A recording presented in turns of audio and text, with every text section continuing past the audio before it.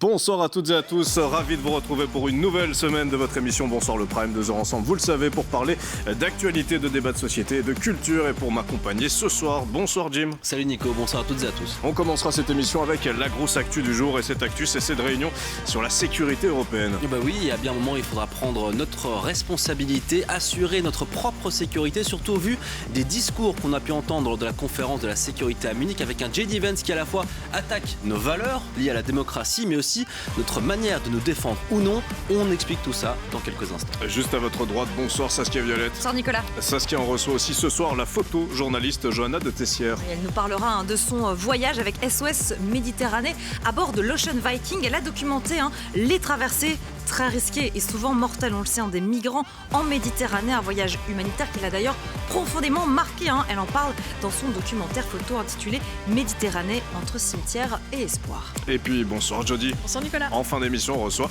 une chanteuse mythique. Il y en a énormément de chance puisque c'est Michel Thor. Michel Thor revient avec 2 dates en Belgique. Prenez vite vos places parce qu'avec sa voix et ses tubes inoubliables, eh bien, ça ne pourra être que magnifique. Merci Jody, voilà pour le programme de cette émission, sans oublier l'arrêt sur image de Boris Vanacker avec notamment cette énième fusillade à Bruxelles, le scroll de Marie-Jean Ries avec notamment 2 gros dégueulasses, Yann Moix et Gérard Depardieu, c'est ce que titre en tout cas le journal Libération, et puis large retour sur la cérémonie des BAFTA dans un œil sur le monde. Merci de passer votre soirée avec nous, bonsoir le Prime, c'est parti.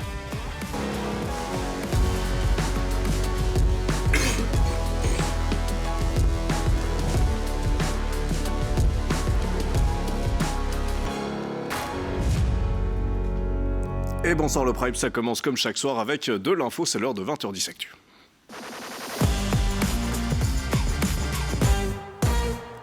Et Jim, on parle donc ce soir de cette inquiétude parmi les dirigeants européens après le discours remarqué du vice-président américain à Munich ce week-end. Et encore inquiétude, le mot est faible, Nicolas, des Européens médusés, sidérés, une fracture profonde, une rupture historique. D'abord, par ce coup de fil entre Donald Trump et Vladimir Poutine, on vous l'a expliqué la semaine dernière, mais aussi ces mots de J.D. Vance, le vice-président américain. Ce week-end se tenait la conférence sur la sécurité à Munich avec un gros focus, l'Ukraine évidemment, et tout d'abord une confidence américaine, la conférence commence par des négociations sur l'Ukraine, mais sans les Ukrainiens ni les Européens. Mais on va tout d'abord s'intéresser à cette série de déclarations sur l'Union européenne. Il a fallu de nombreuses fois se pincer pour être bien sûr que c'est l'allié américain qui a dit tout ça. La plus grande menace pour l'Europe, ce n'est pas la Chine, ce n'est pas la Russie, c'est bien la menace intérieure. On l'attendait sur l'Ukraine et finalement on a plutôt eu droit à une petite leçon sur la démocratie. Écoutez le vice-président américain. Nous sommes réunis à l'occasion de cette conférence, bien sûr, pour discuter de la sécurité et nous entendons normalement par là les menaces qui pèsent sur notre sécurité extérieure. Je vois beaucoup de grands chefs militaires réunis ici aujourd'hui, mais si l'administration Trump est très préoccupée par la sécurité européenne et pense que nous pouvons parvenir à un règlement raisonnable entre la Russie et l'Ukraine, nous pensons également qu'il est important que l'Europe se mobilise fortement dans les années à venir pour assurer sa propre défense. La menace qui me préoccupe le plus vis-à-vis de l'Europe n'est ni la Russie, ni la Chine, ni aucun autre acteur extérieur. Ce qui m'inquiète, c'est la menace qui vient de l'intérieur, le recul de l'Europe par rapport à certaines de ses valeurs les plus fondamentales, des valeurs qu'elle partage avec les États-Unis d'Amérique.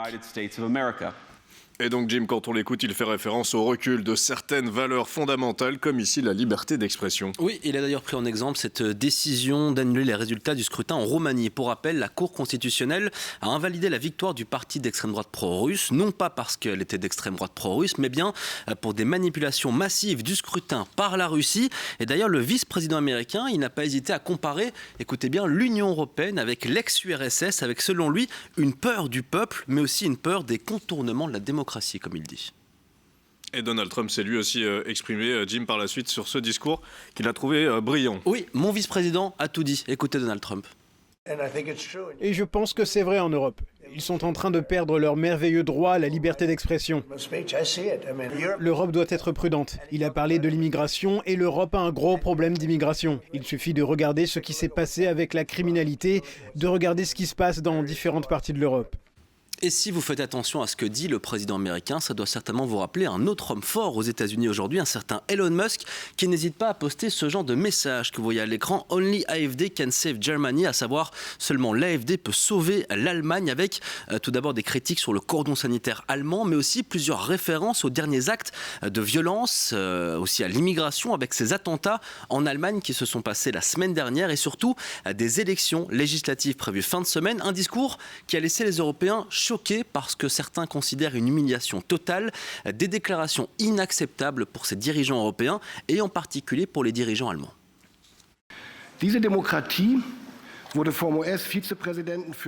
La démocratie en Europe a été remise en question par le vice-président américain. Il parle d'annihilation de la démocratie. Et si je l'ai bien compris, il compare des situations dans certaines parties de l'Europe à celles des régimes autoritaires. Mesdames et messieurs, cela n'est pas acceptable. Voilà pour l'attaque en dessous de la ceinture, l'attaque de nos valeurs. Sur le dossier ukrainien, Jim. Oui, j'ai envie de vous dire plus inquiétant, mais finalement, je ne suis pas si sûr. Tout aussi inquiétant, en tout cas. J.D. Vance a rappelé que les États-Unis s'attendent évidemment à une augmentation des dépenses liées à la défense du côté européen, et puis que Donald Trump, il était parfaitement clair. Les Européens doivent jouer un plus grand rôle dans le futur de ce continent. Les Européens doivent faire un pas en avant parce que les Américains ont d'autres choses à faire. Je cite, d'autres régions du monde en grand danger, qui attendent le soutien de Donald Trump. Et ça a commencé fort avec Keith Kellogg, qui est donc l'émissaire américain pour la guerre en Ukraine, qui a pratiquement exclu les Européens de toute négociation entre l'Ukraine et la Russie, malgré les demandes répétées de Volodymyr Zelensky. Ça, plus les attaques sur les valeurs, ça en était trop pour Christophe Eusgen, le président de la conférence, qui n'a pas su retenir ses émotions. Écoutez. Cette conférence a commencé comme une conférence transatlantique.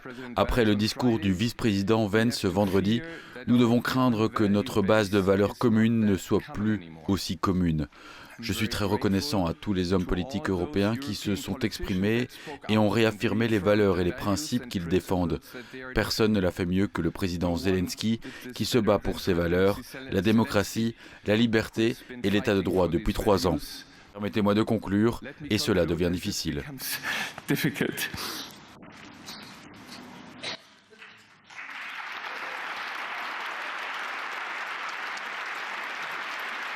Ce sommet aura par contre permis de clarifier certaines choses, à savoir aussi l'aveuglement européen qui aurait donc brutalement pris fin, en tout cas on l'espère. Il ne fait plus aucun doute aujourd'hui que les Américains désinvestissent l'Europe, pourraient même retirer leurs troupes du continent européen, que la sécurité de l'Europe dépendra essentiellement évidemment de nous, Européens, mais aussi surtout de notre capacité à maintenir une certaine cohésion. Et d'ailleurs, Jim, il y a déjà eu des réactions. Oui, organisation aujourd'hui en urgence d'un mini-sommet européen avec 8 chefs d'État et puis les grands dirigeants européens. Pas de Bardo Wever, ni de Viktor Orban, avec une justification qui va s'afficher à l'écran parce que, les Hongrois ont plutôt la même rhétorique que les Russes, à savoir ce que vous voyez ici à l'écran, parce que écoutez ce qu'a dit Sergei Lavrov, le ministre des Affaires étrangères russe.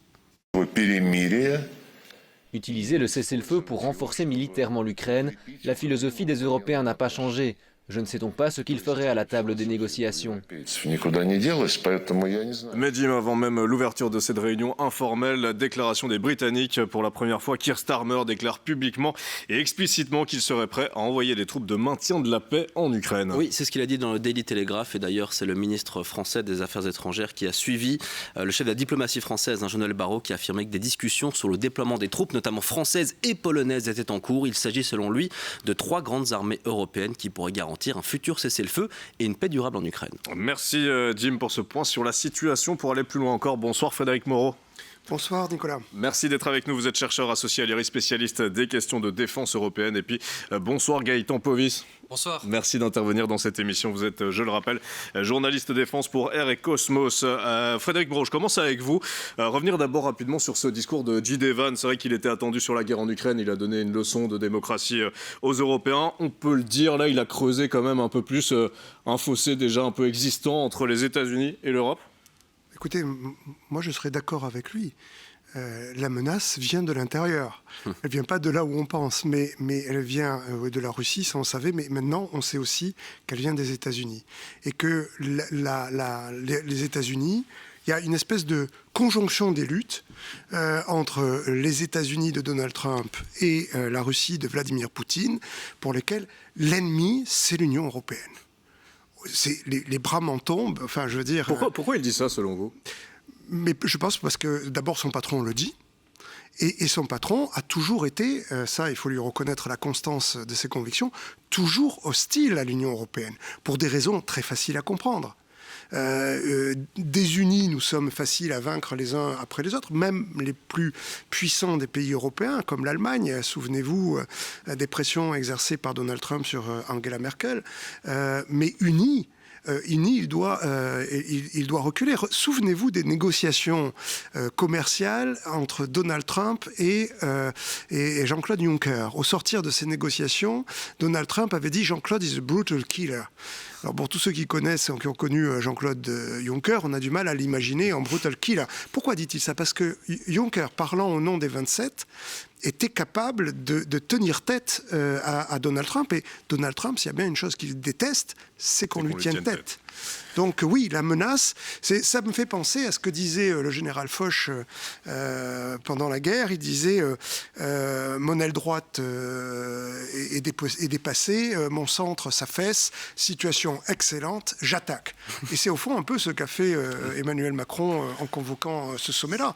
Parce que nous sommes pris en tenaille, en fait, l'Union européenne, notre union, ce qui fait notre force, est prise en tenaille entre Vladimir Poutine et Donald Trump, qui ont exactement, de ce point de vue-là, le même objectif. Gaëtan Powys, c'est vrai qu'aujourd'hui, entre l'hostilité russe, l'hostilité américaine, on l'a de nouveau vu avec le discours de J.D. Vance, aujourd'hui, il n'y a personne d'autre que nous pour nous sauver. Clairement, là, je veux dire, les Américains ont toujours eu cette volonté de vendre de nombreux systèmes à tout le monde, y compris à l'Union européenne. Et le problème, c'est que ça se fait à défaut d'acheter nos propres systèmes, quand bien même ils existent, parce que l'Union européenne, il ne faut pas oublier, a survécu, ou plutôt est passée au niveau de sa défense au travers des dividendes de la paix. À la fin de la guerre froide, c'est simple, il n'y a plus de menaces, donc ça ne sert à rien d'envoyer un certain nombre de pourcents du PIB dans la défense. Et de facto, en conséquence, les industries voient leur budget énormément diminuer, puisqu'il n'y a plus de commandes, il n'y a plus rien. Et de l'autre côté, outre-Atlantique, même s'il y a effectivement une certaine diminution, on continue de développer des systèmes de premier choix, de première ligne, qui sont aujourd'hui vendus à travers le monde. Et c'est là le problème aussi pour cette défense européenne dont on va parler dans un instant. Mais Frédéric Moreau, juste pour que les gens comprennent bien aujourd'hui, les États-Unis vis-à-vis de l'Europe, c'est quoi? C'est un allié ou un adversaire? C'est clairement un adversaire, pour ne pas dire un ennemi. Quand quelqu'un qui a soutenu ouvertement un coup d'État le 6 janvier 2000, qui a contesté les résultats de l'élection, qui est en train de jeter par-dessus bord la Constitution américaine, de remettre en question le pouvoir des juges, la séparation des pouvoirs, vient nous faire la leçon en refusant de rencontrer le chancelier allemand, en rencontrant le leader d'un parti allemand qui s'appelle l'AfD, qui est clairement pro-nazi. Même Madame Marine Le Pen n'a pas voulu, mais laissez voir à celle de l'AfD, c'est dire de quoi on parle. Enfin, des successeurs des nazis. Quand quelqu'un vient nous dire qu'on a supprimé la liberté d'expression, le même qui a refusé aux journalistes de l'Associated Press l'accès à la chambre de presse du Pentagone parce qu'il avait refusé de suivre le président Trump en appelant le golfe du Mexique le golfe des États-Unis, c'est ça leur liberté d'expression? Elon Musk, qui a tout trafiqué son réseau social, qui a acquis le réseau social pour pouvoir amplifier les répercussions, le bruit sur les réseaux sociaux de son poulain, c'est-à-dire Donald Trump. Mais qui sont ces gens pour nous donner des leçons de démocratie aujourd'hui?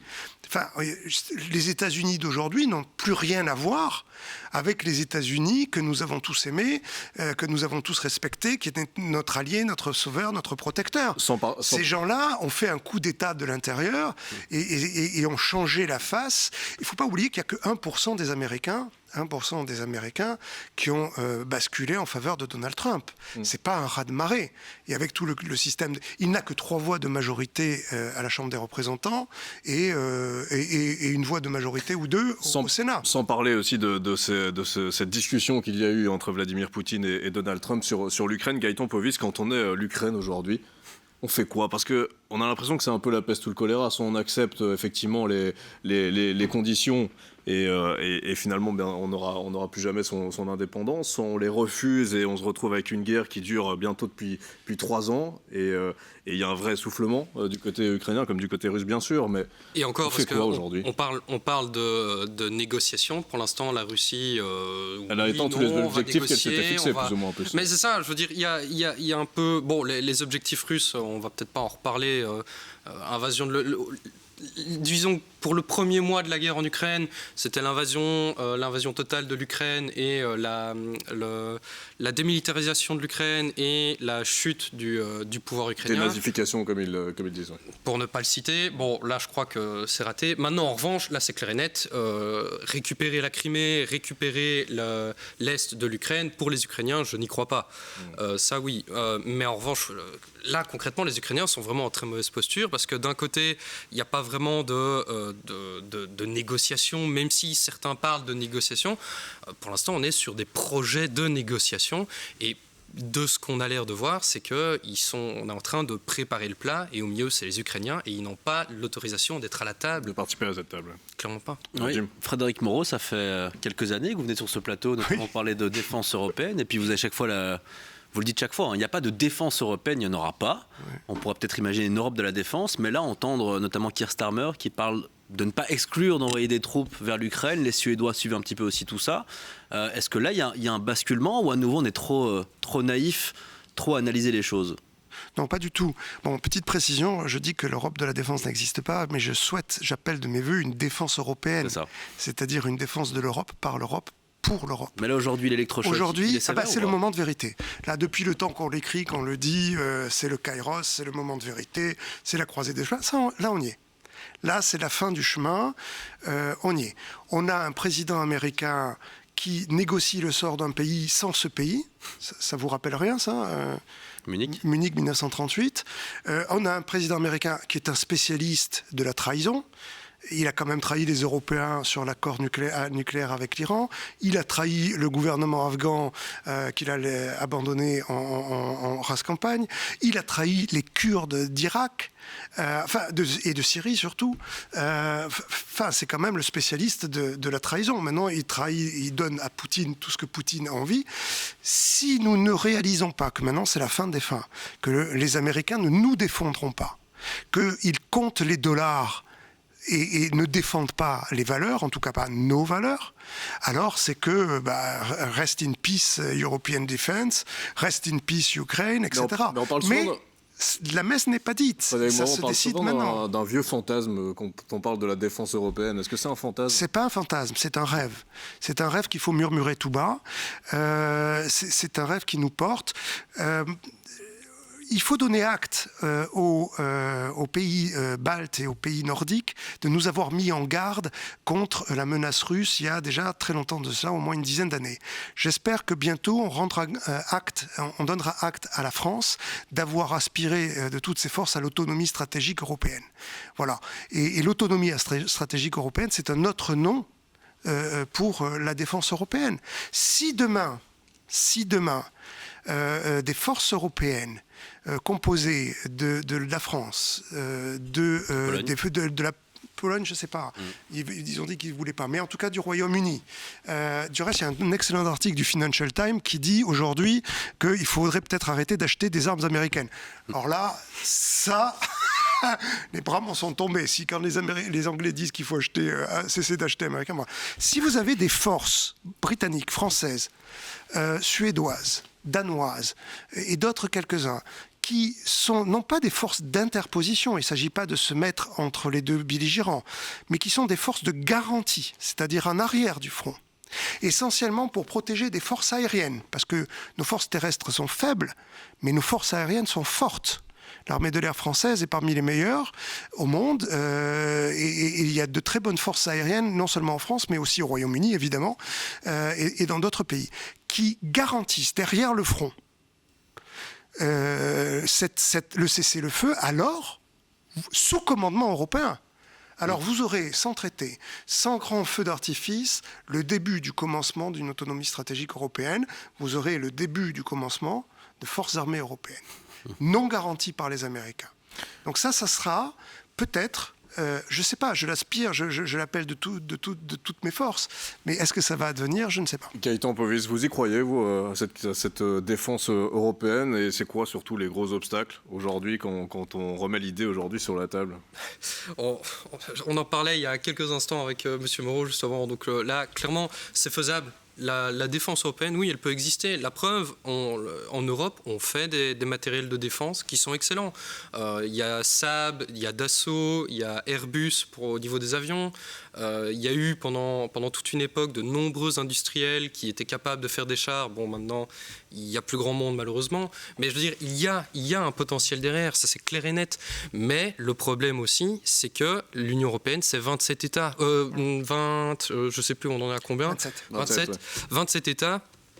Et c'est que le Portugal est peut-être moins chaud que les États baltes à se réarmer. Bon, maintenant, avec la guerre en Ukraine, je crois que tout le monde est d'accord, mais concrètement, il y a une volonté derrière. Ça, oui, il y a la possibilité, mais il faut que tout le monde s'accorde, parce que les Français ont besoin d'un avion, pour prendre l'avion de combat, les Français ont besoin d'un avion de combat qui puisse apponter sur un porte-avions. Pour les Lituaniens, c'est peut-être pas nécessaire. Il faut un avion avec une bombe nucléaire pour certains pays, pour d'autres, non, c'est pas nécessaire. Donc, il faut arriver à s'arranger, et il existe des programmes. L'A400M, un avion de transport, est majoritairement européen, et là clairement, et même européen, qu'est-ce que je raconte, et c'est une réussite au niveau de transport. Donc oui, ça existe, il y a la possibilité de le faire, mais il ne faut pas oublier qu'on revient de loin avec les dividendes de la paix. Parce que, Jody, quand on se pose cette question de la défense européenne, c'est aussi quand on voit ce que fait Vladimir Poutine avec l'Ukraine, on se demande quelle sera la suite. Effectivement, il y a eu d'ailleurs une interview hier sur la chaîne américaine NBC. Et le président ukrainien Volodymyr Zelensky a d'ailleurs déclaré qu'il pensait qu'il y aurait un risque à 100% que la Russie envahisse d'autres pays européens si les États-Unis se retiraient de l'OTAN. On l'écoute. Si les États-Unis se retirent de l'OTAN, la Russie occupera l'Europe. Oui, pas entièrement, pas toute l'Europe. Elle commencera par ces pays, comme je l'ai dit, qui sont de grands amis, par ces petits pays qui ont fait partie de l'URSS, de l'Union soviétique. Ils commenceront et nous verrons quelle sera la réponse. Mais l'Europe ne répondra pas parce qu'elle n'a pas... Elle commencera à se défendre, chaque pays se défendra. Et à ce moment-là, c'est la Russie qui remportera tous les succès.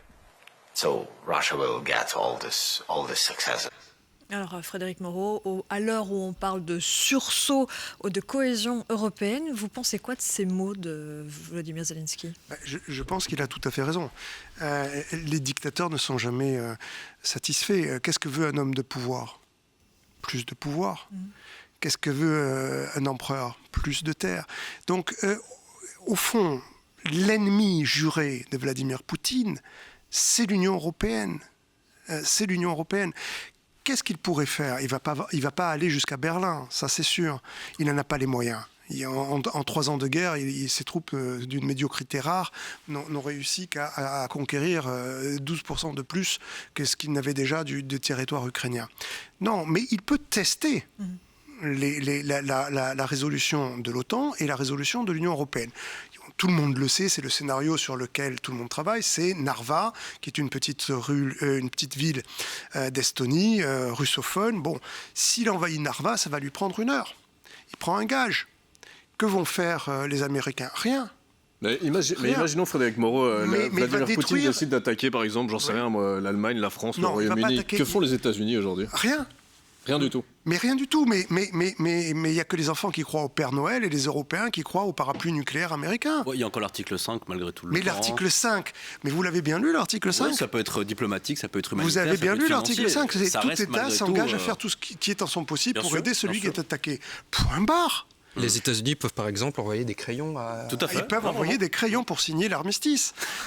Non, blague à part, il est temps qu'on prenne en main notre propre défense. C'est pas possible autrement. Donc ce parapluie américain, pour vous, c'est terminé? Pour moi, c'est terminé. En tout cas, sous ce président, ça n'a aucune valeur.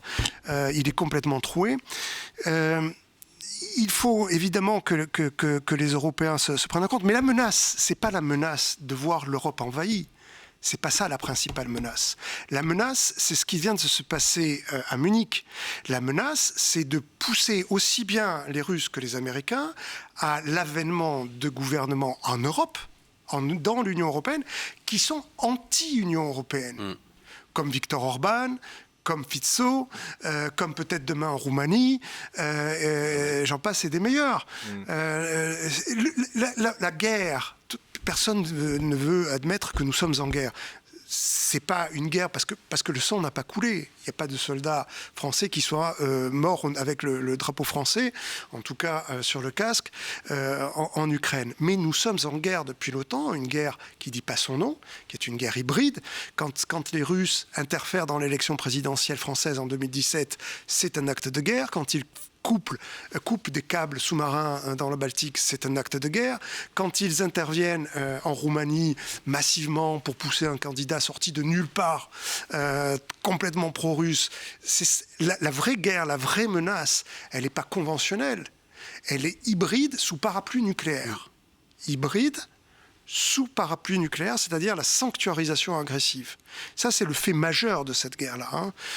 Vous vous rappelez, on en a déjà parlé souvent sur ce plateau. C'est la transformation de la grammaire nucléaire par Poutine en une autre grammaire nucléaire. Jusqu'à présent, la dissuasion nucléaire, ça servait à se défendre. Si tu m'attaques, je te vaporise. Lui, ça lui sert à attaquer. Je t'attaque, mais tu ne peux pas m'attaquer sur mon sol, sinon je te vaporise. Ce qu'il a fait en Ukraine est aussi valable en Estonie, en Lituanie, ou en Suède ou en Finlande. Dernière question, Jim. Ouais, pour revenir quand même sur le terrain militaire, parce que la guerre, elle continue à faire rage aujourd'hui. Gaëtan Povis, est-ce qu'on doit continuer à regarder ce qui se passe sur le terrain, ou juste se dire qu'a priori, l'aide américaine va diminuer, voire s'éteindre, et que tout va se régler autour de la table avec Vladimir Poutine ? Non, parce que je pense que les États-Unis gardent tout de même un certain intérêt à avoir une Russie affaiblie, en tout cas jusqu'à la signature d'un accord. Signature, j'entends bien, donc je ne parle pas de juste discuter et on va essayer de s'arranger, vraiment. Donc c'est ça, à voir en revanche au niveau de l'aide, puisque Donald Trump l'a déjà dit, l'aide va diminuer.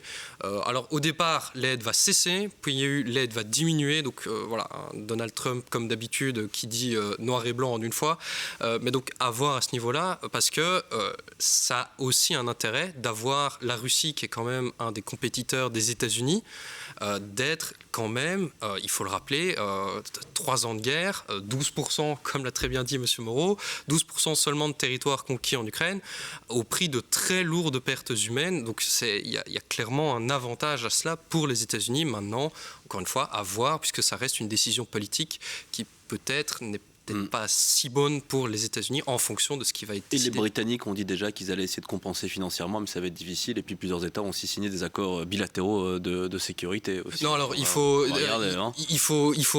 quand même remettre l'église au milieu du village. On parle des États-Unis. Au niveau matériel, il y a certaines choses qui ne sont pas capables, qui ne sont pas produites en Europe.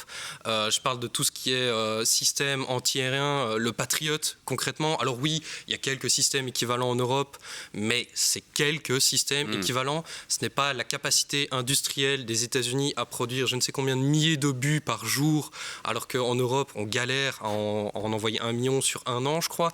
Donc vraiment, il faut quand même se rendre compte, arriver à combler la perte d'aide américaine en Made in Europe only, je n'y crois clairement pas.